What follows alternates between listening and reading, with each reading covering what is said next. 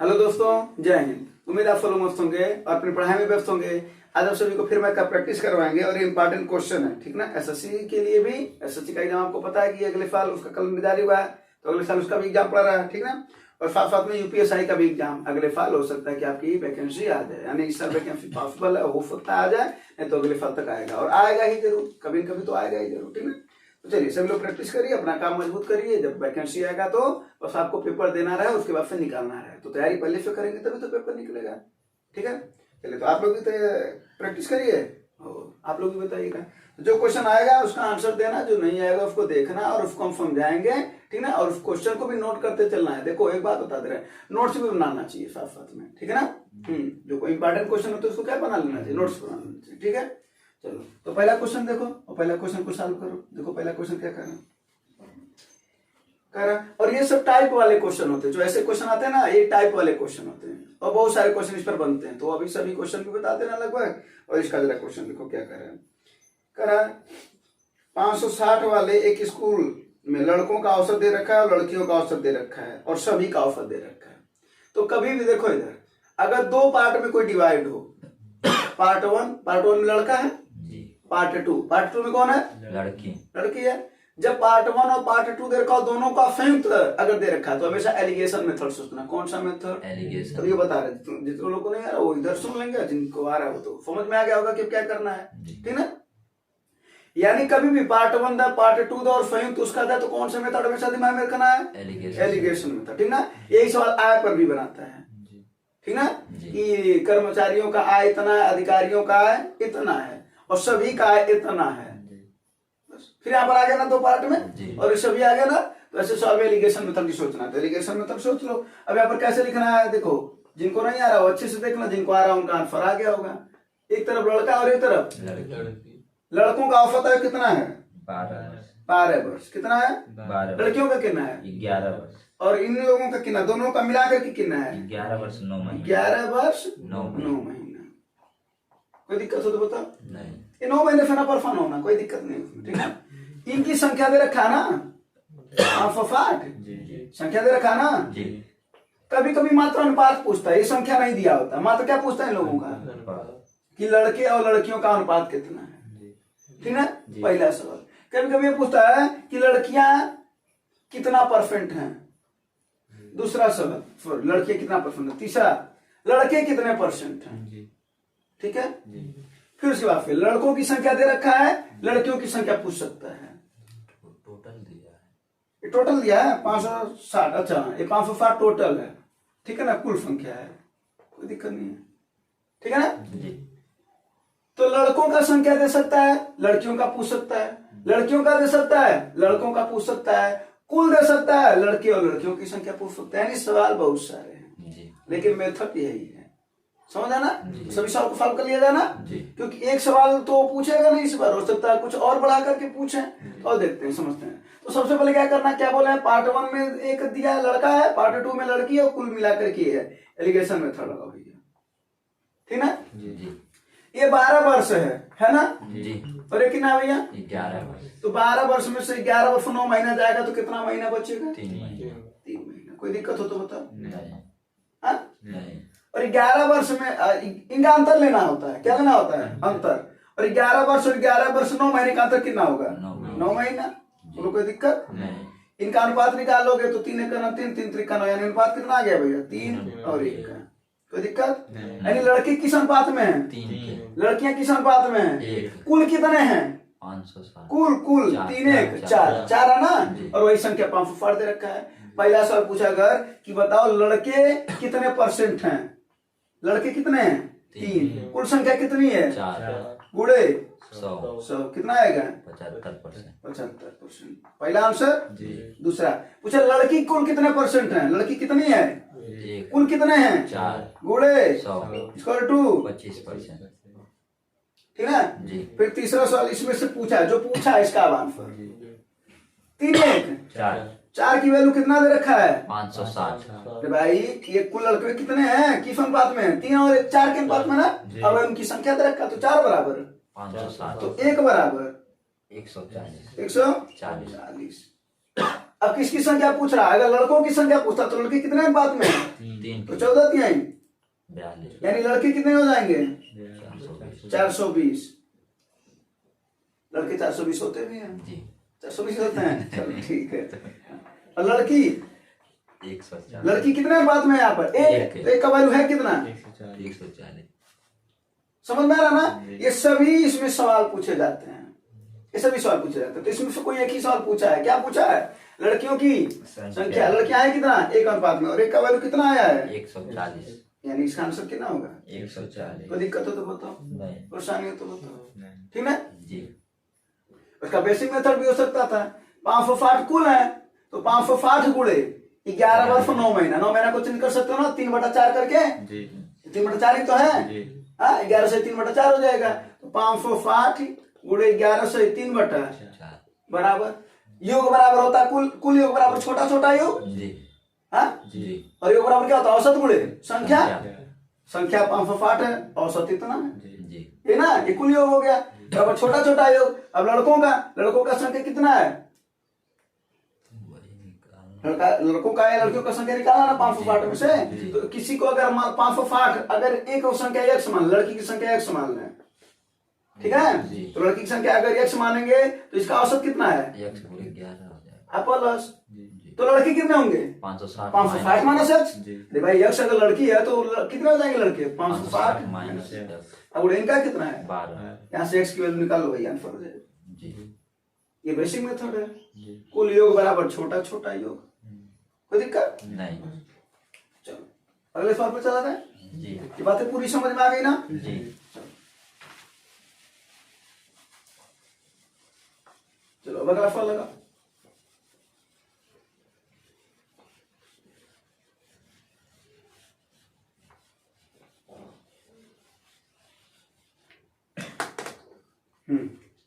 अगला सवाल लगा।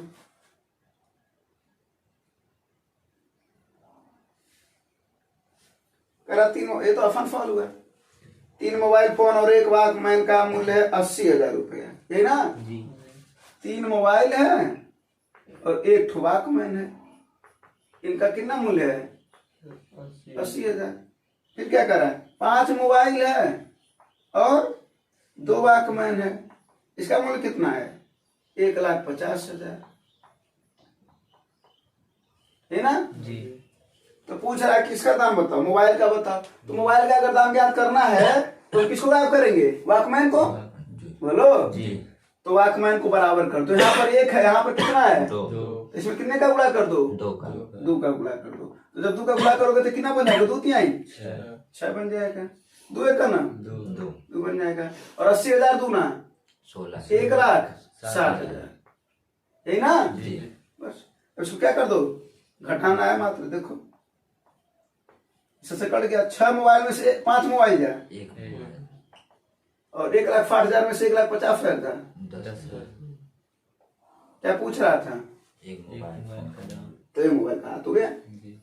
अगर पूछता है 1 वॉकमैन का दाम तो क्या करते? मोबाइल का दाम यहाँ पर रख देते, जी है ना? तो मोबाइल का दाम रख देते तो कितना आ जाता? 60,000। 60,000 को उधर कर देते तो 1,00,000, 2 से भाग देते तो 50,000, है ना? कोई दिक्कत नहीं। फॉलो भी पूछ सकता है। 1 मोबाइल 1 वॉकमैन का भी दाम पूछ सकता है, कोई दिक्कत नहीं। जब मोबाइल और वॉकमैन का दाम निकल गया जो मर्जी वो पूछे, है ना? अगला फॉलो।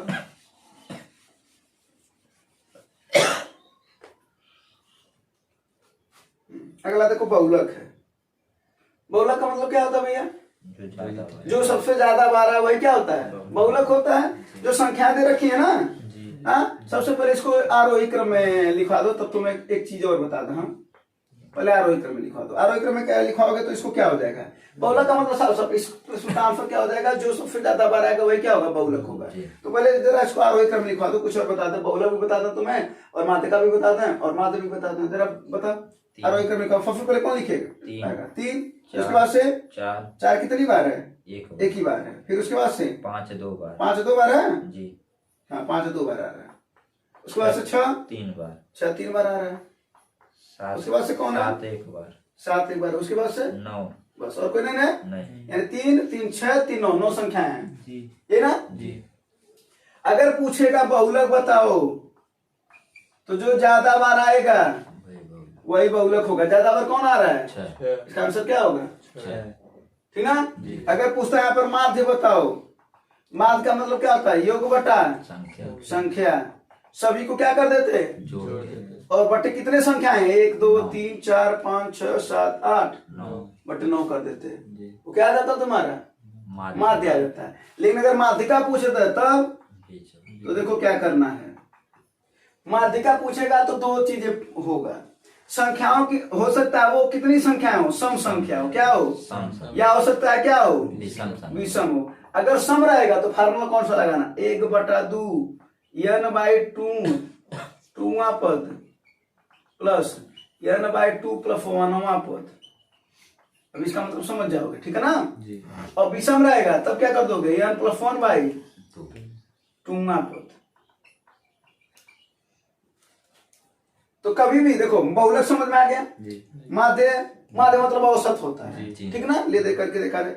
माध्य का अगर तुम्हें ज्ञात करना है तो ये चीज हो गया, तो पदों की संख्या सम होगी, नहीं तो विषम।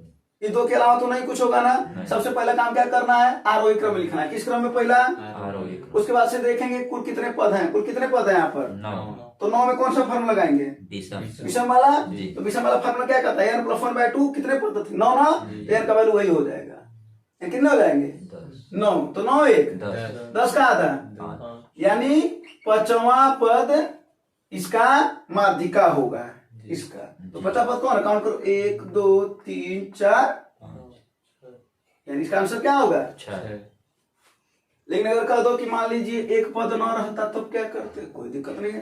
तब पदों की संख्या कितनी हो गई? 8, जो कि क्या है?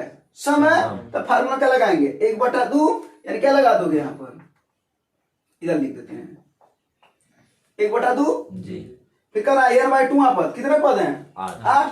8 का आधा 4 यानी चौथा जी। प्लस उसके अगला वाला यानी 8/2 प्लस 1 यानी अगला वाला ना। जी। तो चौथा प्लस 5वां पद, यही ना? जी। तो 1/2 चौथा कितना है? 1 2 3 4 चौथा कितना है? 5 5वां कितना है? 6 तब कितना आ जाता? 5 6 11 11 का था। 5.5 तब ये माध्यिका हो जाता है। समझे कि नहीं? जी। बोलो। जी। कोई दिक्कत? नहीं। इन तीनों बात समझ में आ गई। जी। फार्मूला नोट कर लेना। माध्यिका में सबसे पहले क्या करना है? आरोही क्रम में लिखना है जी। या अवरोही, दो में से कोई एक लिख लो। तो आरोही लिखते हैं जी। और फम और विषम के लिए फार्मूला लगा देना। नोट कर लो, ठीक है? जी। माध्यिका बोलो। तीनों खत्म हो गए। चलो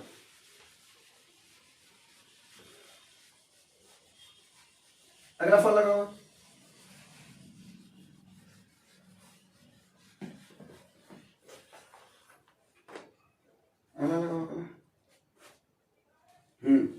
रंगों की डाई को लाल और पीले रंगों को 2:5 के अनुपात में मिला करके बनाया जाता है। यदि डाई में लाल रंग को 25% तक बढ़ाया जाए तो बनने वाली डाई में पीले रंग का परसेंट बताओ।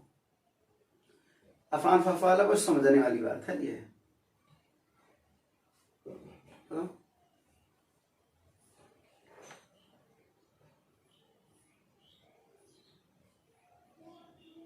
क्या हुआ? कलम रुक रही है? नहीं समझ में आ रहा? आसान सा सवाल है। देखो क्या कर रहा है। लाल और पीले रंगों को 5, देखो पहले सवाल पढ़ लिया जाता। अनुपात दे रखा ना जी। देखो इधर 2 अनुपात है 5। तो इसको हम कर लेते हैं 200 और इसको कितना कर लेते हैं? यानी कुल अपने पास कितना है इस समय? 700। जी। चलो अब आगे पढ़ लेते हैं। यदि गाय में लाल रंग, अच्छा ये देख लो, ये कौन सा रंग है? लाल पहला जी। और दूसरा कितना है? पीला। हाँ? जी। क्या बोल रहा है? लाल रंग में 25% तक मात्रा बढ़ाई जाए। तो भैया इधर देखो लो, अब आ गया होगा समझ में। तो इसमें 25% बढ़ा दो यानी कितना हो जाएगा? 200 का 125%। जी। भाई 25 बढ़ाओगे तो 100 तो पहले ही था, 125 हो गया ना। जी। कितना हो गया भैया? 250। 50 यानी लाल अब कितना है? अब यानी नया कितना है? 250 और पीला कितना था? 500 कुल ले देकर के अब कितने हैं? 750 750। ये समझ में आया कि नहीं? जी। अरे भाई 50 बढ़ गया तो अब 550 ना तुम्हारे पास मिश्रण है। जी। तो क्या पूछ रहा है? पियरका का परसेंटेज बताओ, जी। यही ना? जी। तो पियरका है कितना? 500 कुल कितना है? 750 गुणे 100 परसेंटेज ऐसा नहीं निकालते हैं। जी। बात खत्म। 0 से 0 कटा 25 दूना 25 दिए 2/3 गुणे 100 को क्या बोलते हो? 66 सही 2/3%। भाग कर लोगे ना? हाँ 66.66 कर सकते हैं, 66.65 कर सकते हैं। ठीक है जी। बस कोई दिक्कत नहीं। अब देखो ये सवाल क्या था? बस पढ़ने वाला सवाल था, लेकिन कभी कभी छोटे सवाल डिस्टर्ब कर देते हैं कुछ बातों को लेकर के। ठीक ना? जी। अगला फल देखो। अगला फल क्या कर रहा है? भारत और ऑस्ट्रेलिया के बीच एक क्रिकेट मैच हो रहा है ना? जी। हाँ कर पहले 20 ओवर में भारत का रन रेट इतना था, 45 ओवर में 425 रन बनाना है। यानी मैच कितने का हो रहा है? 45 ओवर का। कितने का? 45 ओवर का मैच हो रहा है। 425 रन बनाना है और 20 ओवर में 7.1 के हिसाब से रन बन गया है। अर्थात आप देखते हैं कि 20 ओवर में रन कितना बन गया है। तो 20 ओवर में 7.1 के हिसाब से रन बन गया है। बोलो भाई, इसका जो औसत दर होता है, जैसे कहते हैं ना कि अगर 6 का औसत दर चल रहा है 20 ओवर में, तो कहोगे ना 20 छक्के 120 रन बन चुका है। तो 7.1 का चल रहा है, तो 20 गुणे 7.1 अर्थात कितना हो जाएगा? ये दफन हट जाएगा, 071 दूना 142 142 रन बन चुका है। सुना था 142 रन। कुल कितने रन है? 425 रन कुल बनाने हैं। बोलो कितने रन बन चुके? 150। कितने अभी बनाने हैं? तो 5 में 2 जा, 12 में 4 जा, और 283 रन बनाने हैं। कितने रन बनाने हैं? कितने ओवर का मैच हो चुका है? कुल कितना ओवर हो रहा है? कितना ओवर बचा है? 25। ये ना? तो इस 25 ओवर में रन बनाने हैं। औसत पता चल जाएगा अपने को। नहीं समझे? बातें समझ में आए कि नहीं? 25 से करना, कितना बचा भैया? 3। फिर 25 से करना, 25। फिर कितना बचा? 3 बचा था ना यहाँ पर। 33 तो 8 बचा था ना। फिर 8 दफन हो जाएगा ना। 25 3 आई यानी 11.3 11.3 की है ना? अभी उसके आगे भी हो सकता था। समझ में आया कि नहीं आया? बस 20 ओवरों का हमने रन निकाल लिया। कुल रन हमको 425 का हासिल करना था। घटा दी तो पता चला कि 283 रन और बनाने हैं। 20 ओवर का मैच हो चुका है, बचा कितना है? 25 ओवर ना। और 25 ओवरों में 283 रन बनाने, औसत निकलेगा 283/25। बोलो कोई दिक्कत है? हाँ? अगला सवाल।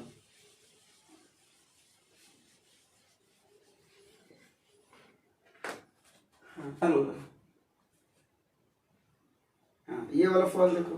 इसका जरा नोट लिख लो। देखो इधर, अगर लीप वर्ष हो, ठीक है, तो कौन सा आने वाले समय में कितने दिनों बाद वही फिल्म कैलेंडर रिपीट होगा, उसको ध्यान देना। अगर लीप वर्ष +1 हो, लीप वर्ष लीप वर्ष +2 हो, लीप वर्ष +3 हो। अगर लीप वर्ष रहेगा तो 28 साल बाद कैलेंडर रिपीट होगा। जो आज का दिन है, तारीख और दिन दोनों समान होगा। लीप वर्ष +1 आएगा तो 6 वर्ष बाद, लीप वर्ष +2 आएगा तो 11 वर्ष बाद, लीप वर्ष +3 आएगा यो 11 वर्ष बाद। बात समझ में आया कि नहीं आया? यानी हम तुम्हें क्वेश्चन करता है कि जब जरा बताओ 2008 का कब रिपीट होगा हूबहू कैलेंडर। तो 2008 क्या है? 4 से भाग देने पर कट जा रहा है ना। जो 4 से भाग देने पर कट जाता है लीप वर्ष होता है। तो 4 से भाग देने पर कट जा रहा है। तो अगर 4 से भाग देने पर कट जा रहा है तो कब? 28 साल बाद रिपीट होगा। यानी इसमें कितने जोड़ दोगे? 8 8 2 1 यानी कब रिपीट होगा? 2036 में हूबहू कैलेंडर रिपीट होगा। समझे कि नहीं? अगर वही आंसर आ जाता, अगर सवाल आ जाता कि 2003, तो जब भाग देते तो कितना शेष बचता है? 4 से भाग दोगे ना तो शेष कितना बचेगा? 3। कितना बचेगा? तो कितने साल बाद रिपीट होगा?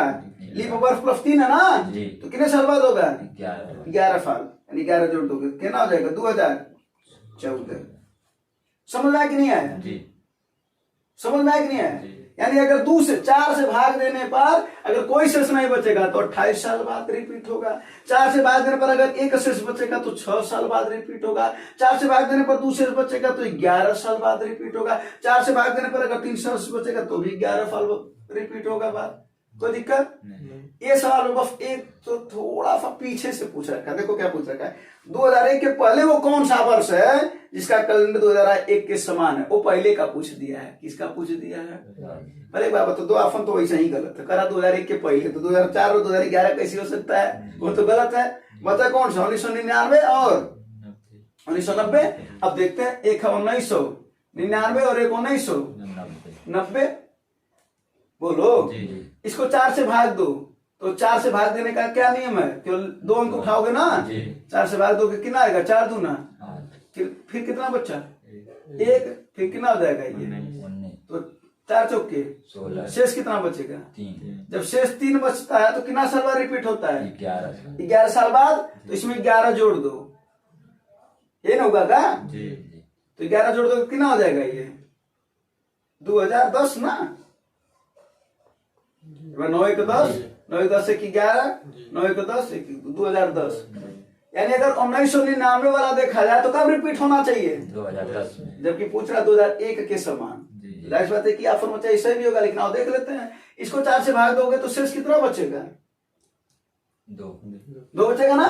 तो जब 2 शेष बचेगा तो क्या होना चाहिए? 11 वर्ष बाद रिपीट होना चाहिए। तो इसमें 11 जोड़ो, 1 9 1 10 9 1 10 1 1 2, यानी कौन सा सही होगा? 1990। बातें समझ में आई कि नहीं? बस इसमें पहले का पूछ दिया था और कुछ नहीं है, ठीक है ना। और अगर पूछेगा इस तरीके से तो कोई दिक्कत ही नहीं है, शेष बचेगा उसी हिसाब से आंसर दे देना, ठीक है ना। कोई दिक्कत तो नहीं होगा ना? वैसे समान कैलेंडर वाले में नहीं कोई दिक्कत होगा तो नोट कर लेना अपना, ठीक है। मिटा दें इसे जी। नोट कर लिया? नोट करते चलो, जो चीजें हैं नोट करते चलो।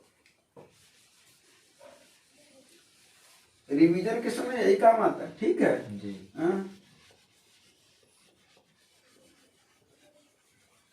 चलो अगला फल लगाओ।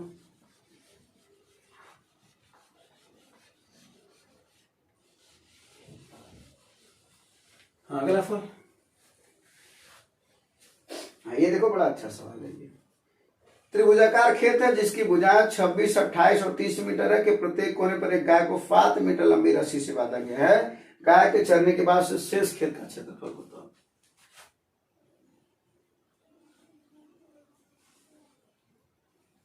त्रिभुजाकार खेत है, ठीक है। भुजाएं दे रखा है, मान लेते हैं 26 है, ये 28 दे रखा है और ये 30 दे रखा है। कोई दिक्कत? हाँ 26 28 30 दे रखा है। तीनों कोने पर गाय बांधी है। कितना मीटर रस्सी से? 7 मीटर लंबी रस्सी से।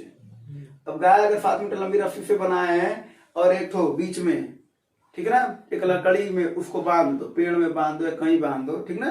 उसको बोलते हैं किल्ला, गांव में बोलते ना। तो उसी में बांध दो तो चारों तरफ अगर वो रस्सी को टाइट करके घूमेगी गाय तो उससे क्या बनता है? एक वृत्त बनता है। क्या बनता है? वृत्त बनता है। तो 7 मीटर की रस्सी यानी यहीं पर होगा जी। तो कहीं ना कहीं इसी तरीके से इसका चल रहा होगा। बोलो हाँ या नहीं जी। ऐसे ही गाय चलेगी ना जी। बोलो जी। समझ में आ रहा है जी?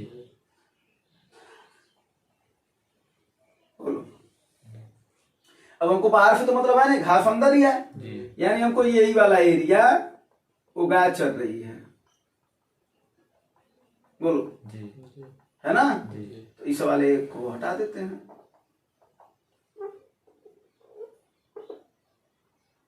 बोलो बात तो समझ में आ रहा कि नहीं आ रहा?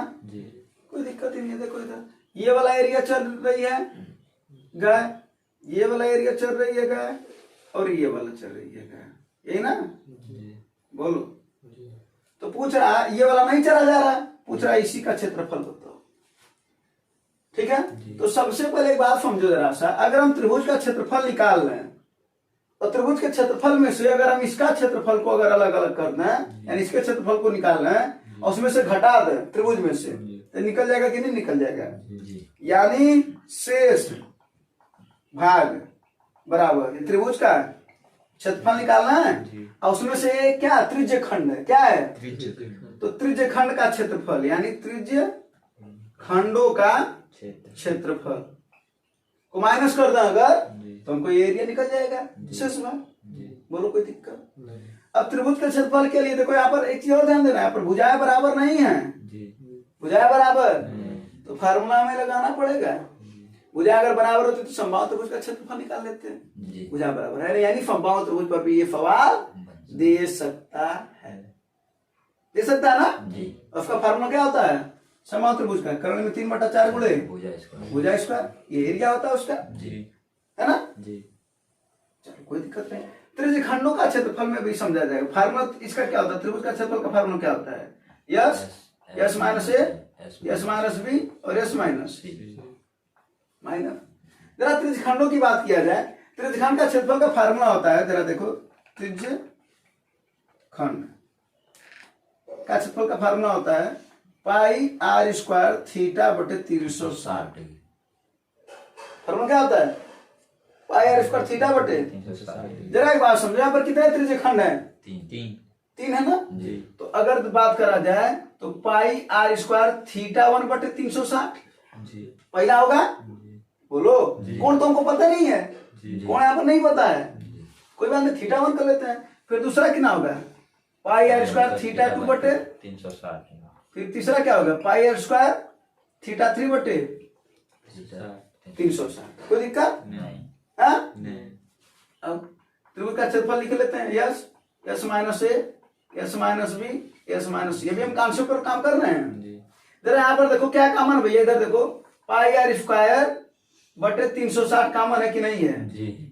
अरे पाई आर स्क्वायर हर जगह है, जी 360 नीचे हर जगह है, जी। क्या बचेगा theta 1 plus theta 2 plus theta 3 और त्रिभुज के तीनों अंत कोणों का योग कोण ए प्लस कोण बी प्लस कोण सी पड़े हो गए, कितना होता है 180 डिग्री उसी को ये थीटा 1 माने हैं, थीटा 2 माने हैं और थीटा 3 यानी तीनों का योग कितना होगा। 180 डिग्री। तो ध्यान देना सवाल ऐसे ही रखा था, जी ठीक है। कोण डायरेक्ट नहीं दिया था, इनडायरेक्ट दिया था, जी है ना।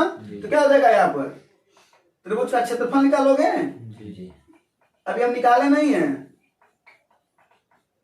माइनस से क्या हो जाएगा पाई आर स्क्वायर बटे 360 गुणे 180। 80 अब इसे काट दो कितनी बार में कट जाएगा 2 बार। बस। अब तुम सब चीज याद कर लोगे। यस का वैल्यू कैसे निकलता है A plus B plus C by 2 2, ये ना। जी अब सब कुछ बता दिए, हम निकाल करके हमको बताओ और आप लोग भी निकाल करके बताओ। इसमें इसका कैलकुलेशन नहीं करेंगे, कॉन्सेप्ट समझ में आना। जी हाँ हाँ तो अब कैलकुलेशन करो, एस का वैल्यू निकालो। एस का वैल्यू कैसे निकलेगा, इन तीनों को जोड़ के आधा करो, जी ये ना। जी। तो बताओ कितना आएगा तीनों को जोड़ के आधा, कितना होगा तीनों को जोड़े हो 42 तीनों को जोड़ के कितना आया है 84 84। 84 बटा 2 करोगे कितना आएगा 42 42, यानी इसकी वैल्यू कितनी मिल गई 42 यहाँ पर रखो 42। फिर 42 में से पहले को घटा दो, 26 को घटाओगे, फिर 42 में से 28 को घटाओगे, फिर 42 में से 30 को घटाओगे, आएगा ना कुछ ना कुछ आएगा। फिर वहां से अंडर रूट से जो वैल्यू निकलेंगे उसको क्या करोगे बाहर निकालोगे। हाँ जी। कितना क्षेत्रफल आया त्रिभुज का 336 336 आएगा। आप लोग भी निकाल लेना है, ठीक है ना। हाँ 336। और यहाँ पर देखो, यहाँ पर क्या है माइनस 22/7 करना है। जी। हाँ और पाई स्क्वायर थीटा बटे 360 दिख रहा है, ये ऑनलाइन वाला को देखो तेरा दिख रहा है, नहीं। ये नीचे वाला ये वाला पार्ट यहाँ तक तो दिख रहा है ना, जी। यहाँ तक तो दिख रहा है। जी। जी। तो यहाँ पर बाकी ऊपर लिख देते हैं 336 आया है त्रिभुज का क्षेत्रफल माइनस 22/7 करेंगे। जी। हाँ जी। आर का वैल्यू कितना दे रखा 7 सेंटीमीटर, 7 मीटर है। हाँ 7 जो भी है मीटर है ना, जी। 7 मीटर का ना। जी। तो 7 गुणे 7 और क्या भैया बटा 2, 7 से 7 कट जाएगा, 2 रहे 11 7 77, 77 माइनस कर दो, 16 में से 7 जा 9, 12 में 7 जा 5 और यहाँ पर क्या आएगा 259 आया तो है ना। जी। कोई दिक्कत नहीं ये देख लेना, ऐसा ही है ना 336 जी देख लेना, ठीक है। जी। चल कोई दिक्कत है हाँ नहीं समझ में आया कि नहीं सवाल, जी। आया बस हम कैलकुलेशन छोड़े हैं। जी हाँ वो काम तुम्हारा कर लेना, बस रखना है बस और कुछ नहीं करना था। चलो तो ये अच्छा सवाल था ना। जी।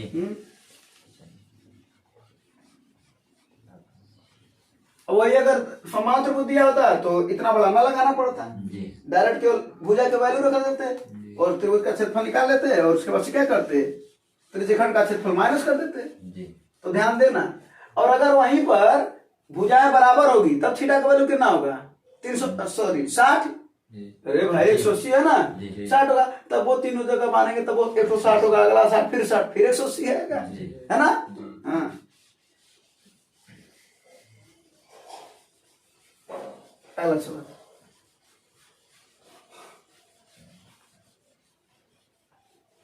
पहला फल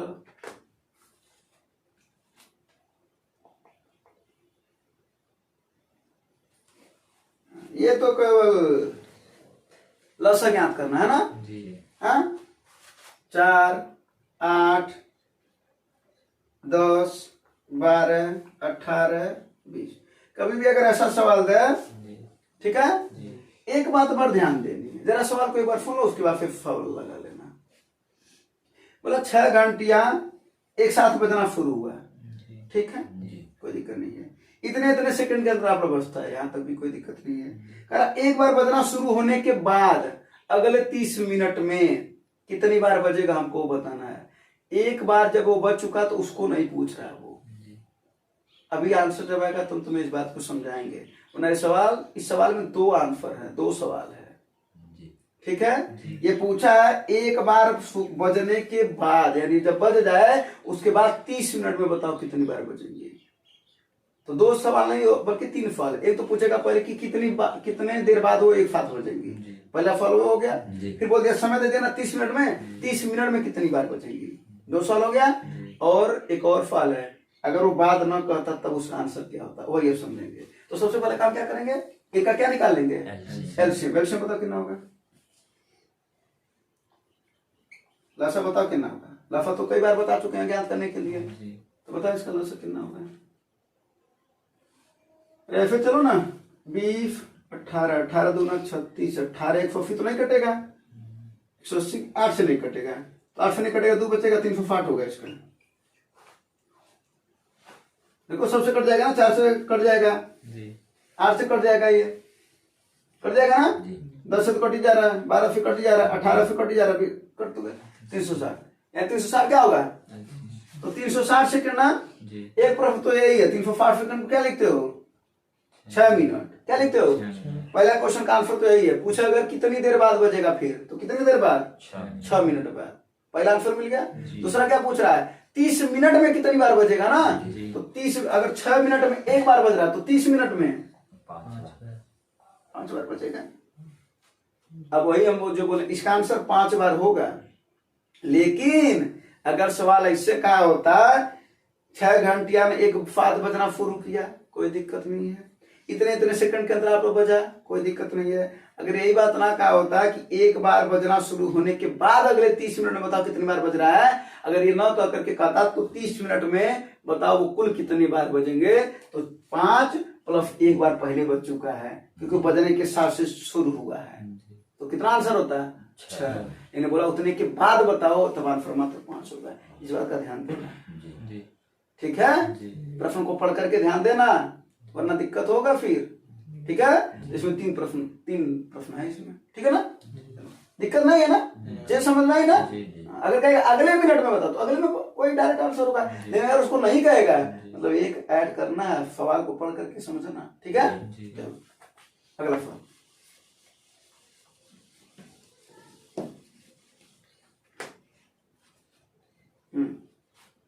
हर ये काम का 25% आप 5 दिन में कर सकते हैं, इस काम का 20 गुना बड़ा काम करने में उसे कितने दिन लगेंगे, कोई दिक्कत नहीं है।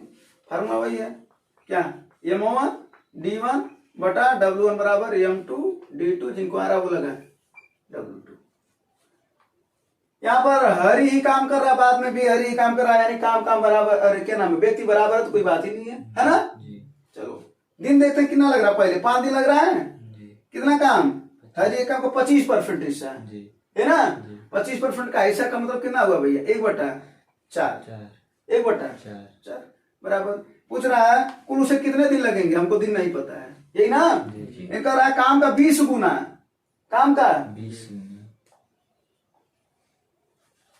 यानी अगर वो काम मान लेते हैं यहाँ पर अगर x था तो x का 25% जी और यहाँ पर काम का 20 गुना यानी x गुणे 20। जी कोई दिक्कत, नहीं x से x ये किधर चला जाएगा, 5 के बीच ऊपर चला जाएगा ना, जी। तो 20 हो जाएगा और ये 20 इधर भाग करा तो इधर क्या करेगा बराबर 20 भी सही है, 403 लगेंगे। नहीं समझ में आया क्या?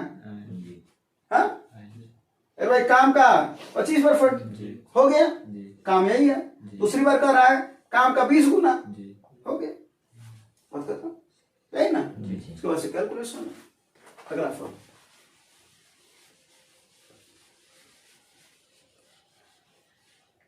मार्कर में कटा ब्लैक वाले में, ब्लैक वाला नहीं है क्या? और हाँ ये वाला सवाल देखो, ये टाइप वाला सवाल हर बार आता है, ठीक ना।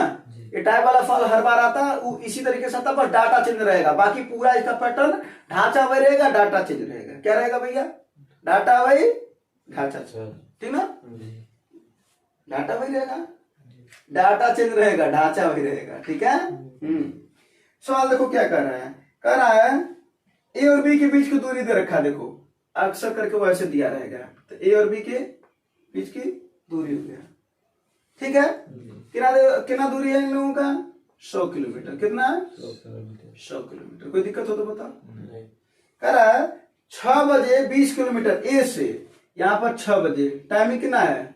6 बजे, ठीक है ना। चाल कितना है? 20 किलोमीटर प्रति घंटा इधर जा रहा है ना। यहाँ पर ये 6 बजे और 20 से क्या हुआ? 7 बजे। इधर कितना बजे हुआ है? 7 बजे 7 बजे। और ये इधर आ रहा है कितनी चाल से? 10 किलोमीटर। साल समझ में आया कि नहीं आया? एम एफ एफ ही होगा, दोनों के बीच की दूरी दिया रहेगा, किसी की टाइमिंग दे देगा। इस सवाल को ऐसे भी बदल सकता था, इस 6 बजे और 7 बजे दिया ना, कह सकता था 60 मिनट बाद ट्रेन भी चलना शुरू हुआ, बतिया हुआ लेकिन सवाल को बोल दिया, भाषा चेंज कर दिया, तो लगता कुछ और सवाल है, नहीं वही सवाल है, ठीक है। या तो टाइमिंग दिया रहेगा, नहीं तो कहेगा इतने घंटे बाद चला, दोनों बात एक है। चलो यहाँ तक समझ में। फिर उसके बाद से एक की चाल दिया रहेगा, दूसरे की चाल दिया रहेगा। ऐसे सवाल में हम सबसे पहले ये देखेंगे, क्या ज्ञात करेंगे? समय। क्या ज्ञात करेंगे? समय बराबर क्या होता है? दूरी बटा चाल। यहाँ पर एक चीज एकदम साफ होता है फिर सवाल में, चाल। क्या? दोनों विपरीत जा रहा है ना, जब विपरीत जाएंगे तो जल्दी मिलेंगे, जब जल्दी मिलेंगे तो उनका चाल जुटेगा, तो जब चाल जुटेगा तो 20 और 10 30 चाल क्लियर है। यहाँ तक समझ में? मात्र हमको दूरी चाहिए, मात्र क्या चाहिए? दूरी। यहाँ तक कोई दिक्कत हो तो बताओ। एक लाइन का सवाल है ये, लेकिन जब पैटर्न तुम्हें समझ में आए तब, नहीं तो छोड़ने वाला फॉलो हो जाएगा, है ना। तो भैया सबसे पहले क्या करना हमको? समय ज्ञात करना। समय इस ऐसे सवाल में क्या ज्ञात करना हमको? माइंड एकदम कंसंट्रेट का क्या ज्ञात करना है। और फिक्स सवाल होता है, ऐसे ही आता है, डाटा पर चेंज रहेगा उसका, बाकी एकदम हुबहू ऐसे सवाल आते हैं, ठीक है ना, और डाटा पर चेंज रहेगा। तो समय बराबर दूरी बटा चाल, चाल क्लियर, अपना दोनों को ऐड कर दिया, क्लियर। अब हमको चाहिए दूरी। एक बात बताओ, ये 6 बजे चल रहा है, ये 7 बजे चल रहा है, बहुत ना इंसाफी है, बहुत ना इंसाफी है। इसको भी कहोगे ना भैया 7 बजे चल लेंगे हम, यो कहेगा ना, हाँ ये 7 बजे चल रहा है, 6 बजे चल रहा है, तो ये घंटा, ये ट्रेन ए अगर हो, ट्रेन है इसमें नहीं गिरी है, ठीक ना। तो इसको अगर 1 घंटा चलेगा कि नहीं चलेगा, तो 1 घंटा में आओ देखते हैं कितना चलेगा। इसकी चाल है 20 किलोमीटर प्रति घंटा, तो 1 घंटे में कितना चल रहा है? 20 किलोमीटर। ये तो मतलब होता ना 20 किलोमीटर प्रति घंटा, मतलब 1 घंटे में कितना किलोमीटर? 20 किलोमीटर। तो यानी ये 20 किलोमीटर चल चुका है, तो 20 किलोमीटर यहाँ तो कहीं कहीं आ चुका है। कोई दिक्कत हो तो बताओ। कोई दिक्कत हो तो बताओ। भाई ये 6 बजे आ रहा है, यहाँ पर 7 बज रहा है, 1 घंटा चला कि नहीं पहले? अब समय बराबर हुआ, जब समय बराबर था तभी हम सापेक्ष चाल ज्ञात कर सकते हैं, यानी समय ज्ञात कर सकते हैं, ठीक ना। अब बात हो गई, अब यहाँ पर जब ट्रेन ए आ गया है, सॉरी गिरी आ गया है, तो इसका मतलब यहाँ पर अब समय कितना हो रहा है? 7 अब 7 बज रहा है। अब बात बराबरी की है, अब बात भरा तो कितना दूरी बचा? 20 चल चुका। आप कितना बचा है लोगों के बीच में? 80 किलोमीटर। दूरी 80 है। क्लियर? जी कोई दिक्कत हो तो बताओ। नहीं बस। और मिनट में चेंज करना तो बोले क्या कर दो, क्योंकि घंटा में आएगा ना। जी बोले फाड़ कर दो, 30 दो ना, 60 80 दो ना, 160 क्या है मिनट मिनट। तो 160 मिनट को कितना घंटा, कितना मिनट बोलते हो? 2 घंटा 40 मिनट। 2 घंटा 40 मिनट। अगर क्वेश्चन पूछता है कितनी देर बाद मिल जाएंगे, तो आंसर क्या होता है? 2 घंटा। 40 मिनट। पूछा कितने बजे मिलेंगे, कितने बजे से बात बराबरी की चल रही थी? 7 बजे तो 7 बजे में 2 घंटा 40 मिनट जोड़ दो, कितना हो जाएगा? 9:40। 7 2 9, 9 बज के 40 मिनट पर मिल जाएंगे ये लोग। जी मिल जाने का मतलब यहीं पर कहीं मुलाकात होगी। जी अगर क्वेश्चन पूछ दे कि बिंदु ए से कितनी दूरी चला है, बिंदु ए से, अब हमको क्या चाहिए? दूरी ना। तो दूरी बराबर क्या होता है? चाल को समय 4 गुणे समय चाल कितना है 20 किलोमीटर। भाई? इसका चाल कितना है? 20 किलोमीटर। समय कितना लगा इसे जाने में कुल? एक बार बताओ। 2 घंटा 40 मिनट तो यहाँ से लग रहा है मिलने में। जी हाँ, जी 1 घंटा जो पहले चला है, जी तो कितना चला है? 3 घंटा 3 घंटा 40 मिनट। 40 मिनट को क्या लिखते हो? 40 बटे 60। भाई मिनट को बदलने में 40 बटे 5 कर दो ना। 20 दो ना, 20 दिए, 3 त्रिका 9 2, 11। यानी 20 गुणे 11 बटा 3, इतना किलोमीटर चला है। ठीक है। जी अगर पूछा तब 20 से कितना चला है, तो 20 से क्या होते हैं, फिर यहां से निकाल लेते, तो कितना चला ये? 10। कितना है इसका चाल है? 10। कितना समय लगा इसे? 2 घंटा 40 इसे भी तो 2 घंटा 40 मिनट लग रहा है मिलने में ना। जी। तब क्या निकालते हैं? 10 गुणे कितना हो? 2 घंटा 2 सही 40 बटा 60। 60। 20 दूना 40, 20 3 60, 3 दूना 6 6 दू, 8 यानी 10 गुणे 8 8 बटा 3। और एक चीज बता, इन दोनों को जोड़ना, इन दोनों को, जी तो कितना आएगा? 100 किलोमीटर। 100 किलोमीटर। ठीक है। जी यानी दूरी पूछता तो समझ में आया ना। जी। बस सही भी नहीं उसको छोड़ दिए हैं, कर लेना। 11 दूना 220 बटा 3 कर लोगे ना।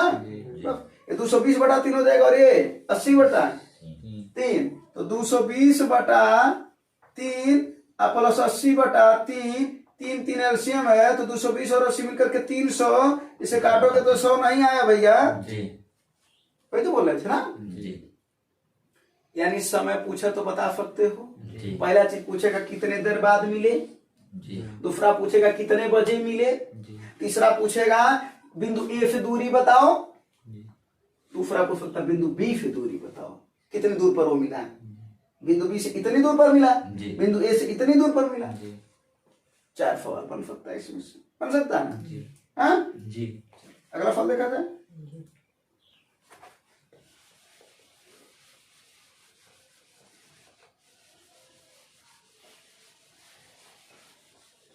जरा लगाओ।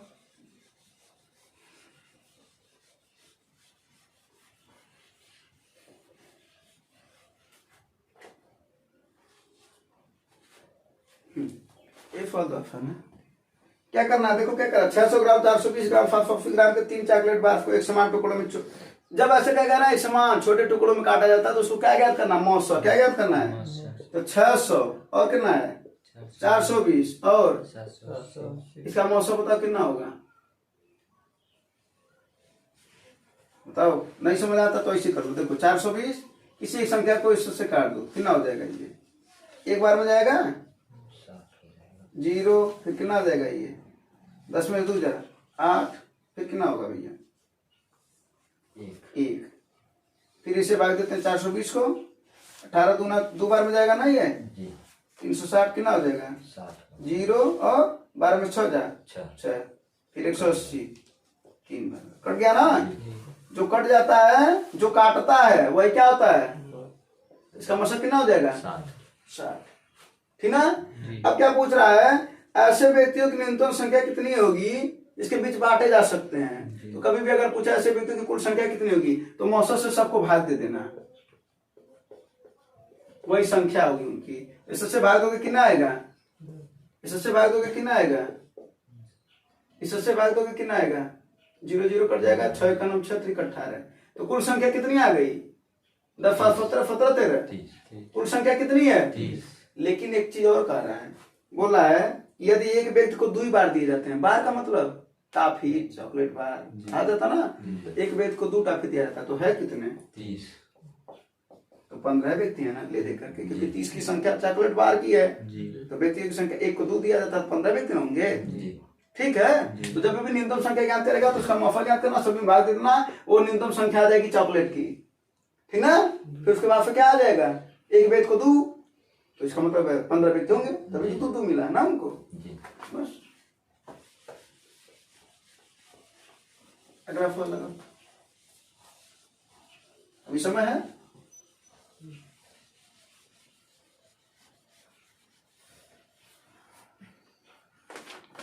ये तो बहुत सारे सवाल है ना।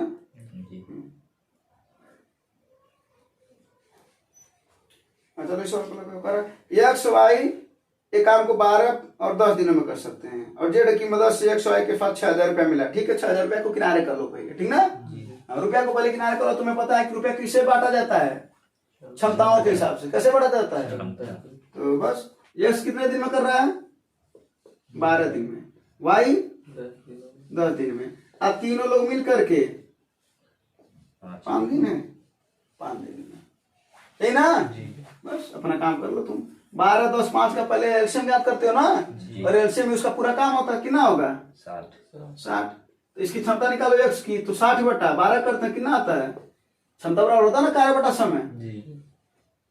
क्षमता बराबर कार्य बटा समय, क्षमता बराबर कार्य बटा समय, ये ना। बोलो जी। अगर देखा जाए तो एक्स की क्षमता कितनी है? 5। वाई की क्षमता कितनी है? 6।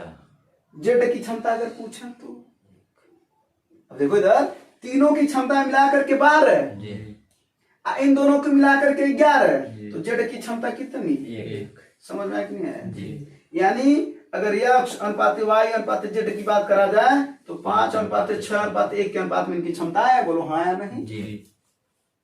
बोलो हाँ या नहीं? जी। अगर पूछ देता है इनकी क्षमताओं का अनुपात बताओ, तो आंसर क्या होता है? 5 अनुपात 6 अनुपात 1, ये इनकी क्षमता का अनुपात है। अगर पूछ देता समय का अनुपात बताओ, तब क्या होता है? 1/5 अनुपात 1/6 अनुपात 1/1, तभी आंसर होता है। अब इसको सीधा कर लेते, तब 5 के 30 से गुणा कर देते ना, कितना आ जाता? 30 से गुणा करते तो ये 6 5 और ये 30। इस समय का अनुपात, अगर समय का अनुपात पूछता तो, इस समय नहीं पूछा था, नहीं पूछा था ना, कोई दिक्कत नहीं, लेकिन पूछ सकता था कि नहीं? पूछ सकता था कि नहीं? कोई दिक्कत नहीं है। क्षमताओं में पैसा बांटा जाता है, क्षमताओं में पैसा कुल पैसा कितना है? 6000 रुपया। कितना है? 6000। और यहाँ पर इनकी क्षमताएं कुल कितनी है? तीनों उनको मिलाकर के 5 है, 11 1 12 बराबर 6000, तो 1 बराबर 500। 1 बराबर 500। किसका पूछ रहा है? किसका रुपया पूछ रहा है? जेड का। तो जेड कितने अनुपात में? 1 का ना, जी। तो 1 के अनुपात में, तो 500 रुपया इसको मिलेगा। जी। अगर पूछता है वाई का बताओ कितना रुपया मिलेगा, तो 5 छक्के 30। यानी 3000, जी। कितना मिलता है? 3000। पूछा जाता है इसको कितना मिलता है, तो 5 बचे 25। यानी 2500, यानी एक्स का पूछता तो 2500, वाई का 3000, और जेड का कितना रुपया आया? 500, ठीक ना। जी। क्या हुआ? कुछ नहीं। कोई दिक्कत? अगर पूछता है इन लोगों का अंतर बताओ, एक्स और वाई के रुपयों का अंतर बताओ, तो 6 और 5 का अंतर कितना है? 1, और 1 का वैल्यू कितना है? 500, तो 500 हो जाता है। तो सवाल कुछ भी पूछ सकता है ना? जी। हाँ, जी। चलो 1 2 और सवाल बता देते हैं, उसके बाद फिर बाकी सवाल कल बता देते हैं, ठीक है? जी। हाँ, जी। क्योंकि समय ज्यादा हो जाएगा तो तुम लोग भी बोर हो जाओगे। हाँ, खरा जी, पढ़ने से बोर हो गए तो काम कैसे चलेगा? हाँ, अगर पढ़ने से बोरियत महसूस हो रही है तो अभी समय है, क्या कर लो, अपने आप को चेंज करके जो अच्छा लगे वो काम कर लो, है ना। हाँ हाँ, भिन्न को बदलना ये तो बता चुके हैं ना। जी। 0.23 2 3 2 3, जब भी रिपीटेशन चलती है तो इसको क्या लिखते हो? 0.23 पर बार लिख सकते हो ना। जी। तो इसका सीधा सीधा आंसर क्या हो जाता है? 23 अब बटा 2 पर बार है ना, तो 2 बार 9, 3 पर बार रहता तो 3 बार 9, ठीक ना। यानी अगर सवाल ऐसे आ जाता 0.123, तब क्या करते? तब आंसर क्या होता? तो देखो सबसे पहले पूरी संख्या लिख लो, 123 लिख लिया। जी। जिस पर बार नहीं उसको घटा दो, किस पर बार नहीं है, एक। एक घटा दो, ठीक है। बटे जितने लोगों पर बार हो उतनी बार 9 लिखो, और दशमलव के बाद जिस पर नहीं है उसके लिए 0 लिखो, यही आंसर है, ठीक है। जी। बता भी तो ऐसा सवाल। जी। और 3 अगर तीनों पर आता तब क्या होता है, तब तो 123 बटा 3 बार 9, बात खत्म। क्योंकि तब तीनों पर बार है ना, तो इसमें से दशमलव बाद कोई संख्या है ही नहीं कि कुछ घटा है, ठीक है ना। बस अगर यही रहता 0.1023 रहता और इसी पर बार रहता तब क्या करते, 1023 माइनस 10 बटा 3 2 बार 9। ठीक है। जी। जी। कोई दिक्कत अगर रहता ऐसे 1.023 रहता है और इस पर बार रहता तब क्या करते हैं, क्या होगा, तब क्या करते हैं 1023 माइनस 10 बटा कितने पर बार है, 2। लेकिन ध्यान देना है केवल दशमलव के उस पार वाले पर देखना है। तो दशमलव के उस पार कितनी संख्या है जिस पर बार नहीं है, एक। तो बटे 990 होगा मात्र। ये सब बातें लिख लेना है, ठीक है। जी। हाँ, समझ में आ गया होगा। जी। कोई दिक्कत, परेशानी, समस्या नहीं। एक सवाल ये वाला होमवर्क दे देते हैं और यहीं से फिर कल से शुरू करेंगे, ठीक है ना। जी। हाँ जी। हाँ, तो ये सवाल होमवर्क भी दे देते हैं और यहीं से फिर कल से शुरू करेंगे और इसी सवाल को फिर से बताएंगे। कोई दिक्कत, परेशानी, समस्या, प्रॉब्लम, तो उम्मीद है ये सब सवाल समझ में आएगा और बाकी जो सवाल है वो कल बता देंगे, ठीक है ना। जी। धन्यवाद, जय हिंद।